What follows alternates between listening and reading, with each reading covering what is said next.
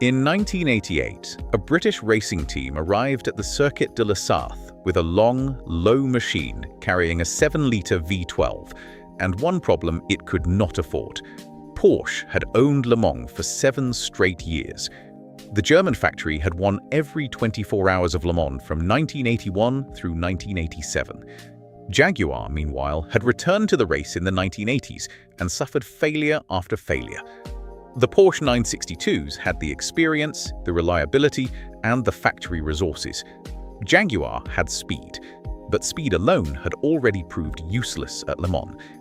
What the Porsche establishment did not know was that this year, the British team had finally built a car capable of surviving the same race it could already run quickly. 24 hours later, the Jaguar XJR-9 had completed 394 laps, covered 5,332.970 kilometers, and beaten the factory Porsche by just over 2.5 minutes. This is the story of the Jaguar XJR-9. Jaguar's return to Le Mans did not begin with victory. It began with disappointment. The company's first serious modern assault came in 1984, when Jaguar worked with the American Group 44 organization to create a sports racing car around the famous Jaguar V12. 2 cars entered Le Mans that year. Neither finished. In 1985, things improved. A Group 44 Jaguar reached the finish in 13th place and won its GTP category. It was progress, but it was hardly enough to frighten Porsche. The German manufacturer was operating at an entirely different level. Porsche's 956 and later 962 had become the benchmark for Group C endurance racing, combining enormous speed with the kind of reliability that made a 24-hour race look almost routine. Jaguar needed a different approach. Tom Walkinshaw Racing was already proving what it could do with Jaguar machinery. Tom Walkinshaw had built TWR into one of Britain's most formidable racing operations, and its work with the Jaguar XJS had demonstrated that the company's large V12 could be turned into a serious competition engine. So Jaguar handed TWR a simple objective: win Le Mans. The first attempts came with the XJR-6 and XJR-8 lineage, eventually leading to the XJR-9. The cars were fast. That was never the main problem. In 1986 and 1987, Jaguar's Le Mans entries showed genuine pace, but were struck by failures rather than fundamental design disasters. The warning signs were there. Jaguar could challenge Porsche. It simply could not yet finish the job. By 1988, Porsche had something Jaguar could not manufacture overnight: confidence. From 1981 through 1987, Porsche had won Le Mans 7 consecutive times. The 956 and 962 had become almost synonymous with the race itself. The opposition knew the pattern. Porsche arrived with cars that had already survived years of endurance racing. Drivers knew the machinery. Engineers understood its weaknesses. Mechanics knew what needed replacing before a problem became a retirement. Jaguar had none of that history at Le Mans. But the British team had something else: development. The XJR-9 was not a clean sheet miracle. It was the result of several years of evolution. Tony Southgate designed the car, while Tom Walkinshaw Racing built and operated it. That distinction mattered. This was not Jaguar simply taking a showroom V12 and putting racing tires underneath it. The XJR-9 was a purpose-built prototype with a carbon fiber and Kevlar structure, rear mid-engine layout, sophisticated aerodynamics, and a 5-speed racing gearbox. The car was approximately 880 kilograms. Its 7-litre V12 was based on the architecture of Jaguar's production V12, but in racing trim, it became something entirely different. For Le Mans, the XJR-9 LM received a low-drag aerodynamic configuration designed around the enormous Mulsanne Straight. That straight was still brutally fast in 1988. There were no modern chicanes breaking it up.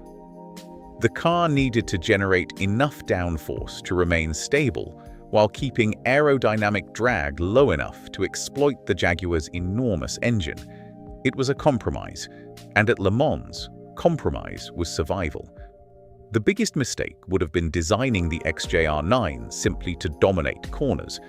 Le Mans was not one track, it was several different races stitched together. Slow corners demanded grip, fast bends demanded stability. And then came the Mulsanne Straight, where aerodynamic drag could punish a car for hundreds of kilometers. Tony Southgate understood this. The XJR-9 LM was developed with a lower drag package specifically for Le Mans. The bodywork was shaped to let the Jaguar punch through the air at extreme speed without carrying the same aerodynamic load required at shorter circuits. Underneath the body was the more complicated part. The car's carbon fiber and Kevlar monocoque formed the central structural shell. In simple terms, the driver sat inside a lightweight safety structure that did the job of the car's main skeleton. That made the XJR-9 both stiff and light. Then came the engine.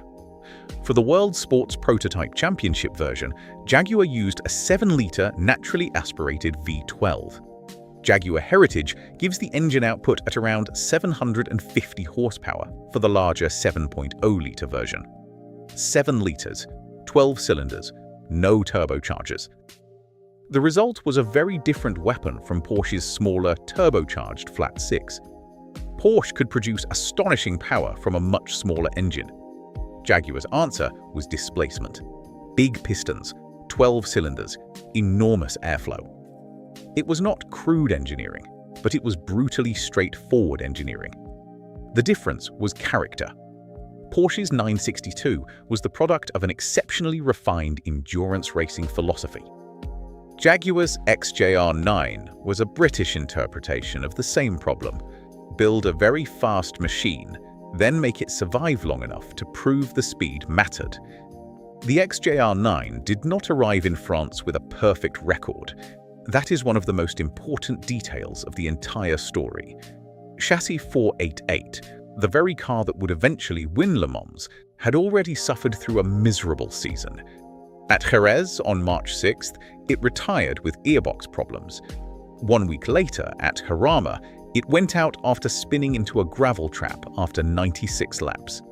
At Monza in April, it spun into a sand trap. Then came Silverstone, where faults developed during practice and the car did not even start the race. 4 failures. Then Le Mans. According to the Jaguar Daimler Heritage Trust, the winning chassis would eventually complete only 1 full race in its original competition career, and that race was the most important one of all. This is where the story becomes more than a simple underdog tale. The engineers did not have the luxury of pretending the car was perfect. They knew the gearbox was a concern. They knew endurance racing punished small weaknesses. And they knew that Porsche would not need to beat Jaguar by 10 laps. Porsche only needed Jaguar to fail. What the German team did not know was that TWR had learned from every one of those failures. The XJR-9 did not need to become perfect. It needed to become reliable enough for one 24-hour race. That was the target. And everything was about to be tested. The engine was one of the Jaguar's greatest advantages and one of its greatest dangers. A 7-liter V12 produced enormous power, but Le Mans was not a dyno test. Every additional unit of fuel mattered. Every extra second in the pits mattered. Every overheating problem mattered. And every mechanical component had to survive thousands of violent gear changes and full throttle accelerations. The Jaguar's engine came from the same broad family as the V12 used in Jaguar road cars, but the racing version had been heavily developed for competition. Jaguar Heritage records approximately 750 horsepower from the 7.0-liter version used by the World Sports Prototype cars. Think about what that meant. The XJR-9 was pushing roughly 880 kilograms of racing car with enough power to turn the Mulsanne Straight into a runway. But power was useless if the car spent the night sitting in the pits. That was Porsche's real advantage. The 962 did not need to be spectacular. It needed to keep circulating, and Porsche had spent 7 years proving that its endurance formula worked. Jaguar therefore had to balance aggression with mechanical sympathy. Jan Lammers, Johnny Dumfries, and Andy Wallace would share the winning Jaguar. For Wallace, the race carried another distinction. He was a Le Mans rookie. The young British driver was entering one of the most demanding endurance races in the world for the first time, yet he was being asked to share a car that had a genuine chance of beating Porsche. That confidence could easily have become the most expensive mistake of the weekend. Instead, Wallace became part of history. He would win Le Mans on his first attempt. By the time the cars reached Le Mans in June, Jaguar was no longer simply experimenting. The team arrived with 5 XJR-9s. That mattered. 5 cars meant more information, more drivers, more data, and more chances of finding the weaknesses before the race found them. The Jaguar program had also gathered momentum in the World Sports Prototype Championship. The XJR-9 would go on to help Jaguar win the 1988 World Championship, with Jaguar taking 6 victories from 10 Group C races. This was not an isolated Le Mans miracle. The car was genuinely competitive. But Le Mans remained different. The 1988 race was scheduled for June 11th and 12th. 56 cars were entered, 49 started. Only 25 were classified at the finish. The Circuit de la Sarthe measured 13.535 kilometers, and every lap contained the possibility of disaster. Porsche arrived with Hans-Joachim Stuck, Klaus Ludwig, and Derek Bell in the works number 17,962C. That was not an ordinary opposition car. Stuck took pole position with a 3 minutes 15 seconds and 64 milliseconds lap at more than 250 kilometers per hour. The Jaguar was fast, but Porsche still had the outright qualifying advantage. That was exactly what the establishment expected. Porsche had the fastest car over 1 lap. Jaguar had to prove it had the better car over 24 hours. The difference was endurance. The race began with Porsche carrying the advantage. The factory 962s were expected to control the event, and the Jaguar team knew it could not afford unnecessary heroics during the opening hours. But the XJR-9 had the speed, and the long Le Mans layout allowed that speed to matter. The cars thundered down the Mulsanne Straight, through the fast sections of the circuit, and back into the braking zones where drivers had to repeatedly slow these machines from extraordinary speeds. The Jaguar and Porsche teams traded the lead. All 3 official Porsche cars led at different points, but the Jaguar was not disappearing. Instead, the XJR-9 stayed in the fight. That was the first psychological blow. Porsche had spent 7 years teaching everyone that Le Mans belonged to the 956 and 962 family. Now, a purple and white Jaguar was refusing to accept the script. The number 1 Jaguar of Martin Brundle and John Nielsen was particularly quick, but endurance racing eventually collected its price. After leading, the car suffered a head gasket failure after 306 laps and retired. That left the number 2 Jaguar, Jan Lammers, Johnny Dumfries, Andy Wallace. The pressure was now concentrated on one machine. The Porsche establishment had not been defeated, not yet, but it was beginning to run out of Jaguars to wait for. The final hours were not comfortable. The number 2 Jaguar had established itself at the front, but the factory Porsche of Hans-Joachim Stuck, Klaus Ludwig, and Derek Bell refused to disappear. This was the kind of race Porsche understood better than almost anyone. There was no need to panic. There was no need to attack every corner. Just keep the car moving. The Porsche closed the gap. The Jaguar had already suffered enough during the year for everyone in the TWR garage to understand what could happen next. Then came another problem. The winning Jaguar was stuck in 4th gear for the final 40 minutes. 40 minutes! At Le Mans, with Porsche behind. The gearbox had become the final test. The team could have stopped, but stopping would have handed Porsche the opportunity it needed. So the Jaguar stayed out. 4th gear, around the Circuit de la Sarthe. The car was no longer operating normally. But normal operation was irrelevant now. Mission accomplished would mean reaching the finish. Nothing else mattered. Behind it, Porsche kept pushing. The final gap was measured in minutes, not laps. And for anyone watching from the pits, every passing minute must have felt longer than the entire opening half of the race. What the Porsche team did not know was that the Jaguar was already damaged enough to make the finish a gamble. What TWR did know was simpler. The car was still moving. That was enough.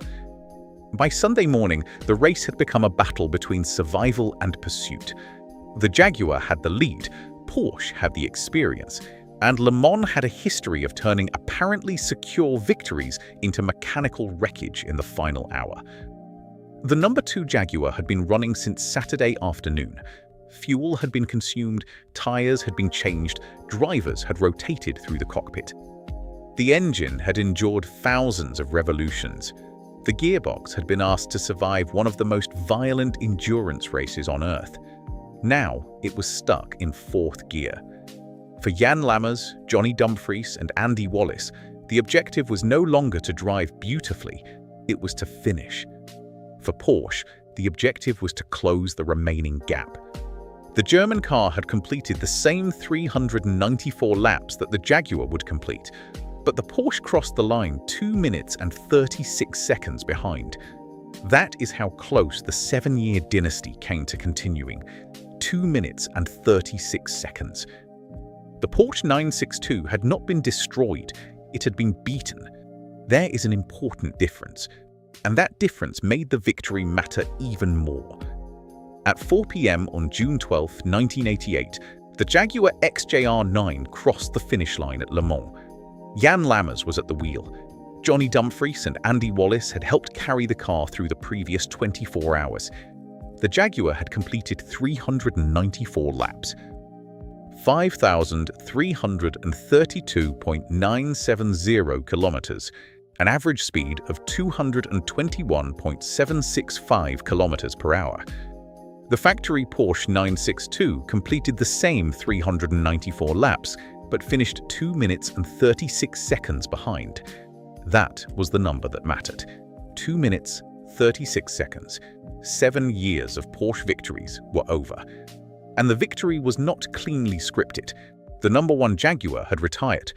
The winning chassis had spent the season breaking down at Jerez, Jarama, Monza, and Silverstone. And then, at the race that mattered most, its gearbox left it stuck in 4th gear for the final 40 minutes. It finished anyway. That is why the XJR-9 became more than another racing prototype.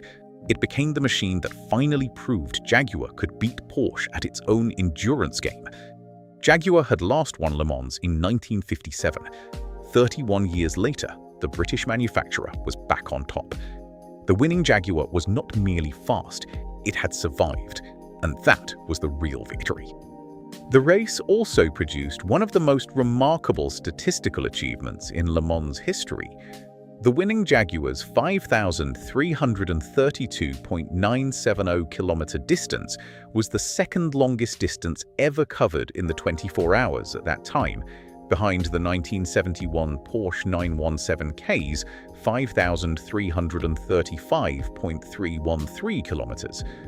The Jaguar record would not be surpassed until 2010 by the Audi R15 Plus. The XJR-9 had also helped Jaguar win the 1988 World Sports Prototype Championship, with 6 victories in 10 Group C races. But records only tell part of the story. The people matter. Tom Walkinshaw had taken TWR from a powerful racing operation to Jaguar's weapon against the dominant Porsche organization. Tony Southgate had created the architecture that allowed the XJR-9 to combine huge power with the aerodynamic efficiency needed at Le Mans. Jan Lammers had delivered the final hours. Johnny Dumfries had shared the workload. And Andy Wallace, the Le Mans rookie, had walked away from his first attempt with the greatest endurance racing victory of his career. There was also the strange fate of chassis 488. The very Jaguar that had failed repeatedly before Le Mans would never race at full pace again in its original career. After winning the greatest endurance race in the world, it was retired and eventually passed into the Jaguar Daimler Heritage Trust collection. Its scars remained. The car had not been preserved because it was perfect. It was preserved because it had finished. And that is what Porsche's 7-year domination had made necessary. Jaguar did not need to build the most sophisticated car. It did not need to qualify first. It did not need to lead every lap. It needed to survive one more lap than the opposition. That was the lesson. After 1988, Jaguar's success continued. The XJR-9 family led into the XJR-12, which won Le Mans again in 1990, while Jaguar's broader sports car program remained a major force into the early 1990s. But the 1988 victory was the one that broke the psychological barrier. Modern endurance racing would eventually move through Mercedes, Audi, Peugeot, Porsche again, Toyota, and Ferrari, with hybrid prototypes and radically different technology replacing the Group C machines. But the principle remained. A manufacturer can arrive with enormous resources. A dominant team can win year after year. And then one well-developed car, operated by a team that refuses to fail, can end the entire sequence in a single afternoon. Porsche had laughed at nothing. It had simply been accustomed to winning. Jaguar's achievement was forcing that certainty to end. They called Porsche unbeatable. Then the Jaguar completed 394 laps and took the trophy. The establishment had spent 7 years building an empire at Le Mans. The XJR-9 ended it in 24 hours. And the strangest part is that the car did it while wounded, running in 4th gear, with its closest rival only 2 minutes and 36 seconds behind. The Jaguar did not win because everything went perfectly. It won because when everything stopped being perfect, it kept going.